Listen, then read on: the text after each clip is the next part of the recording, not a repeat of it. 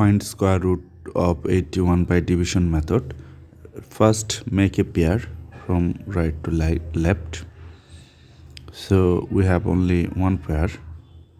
Now you have to take here a number whose square will be equal to 81 or near to 81. So look at here, 8 squared equal to 64, 9 squared equal to 81. So we'll take here 9.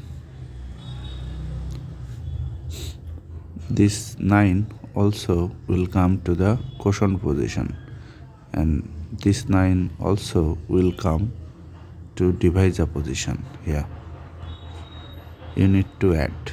Look, 9 times 9, 81. Subtract 0. If you add this 9 plus 9, 18. The double of 9 is 18, so our answer 9 is correct. The square root of 81 is 9.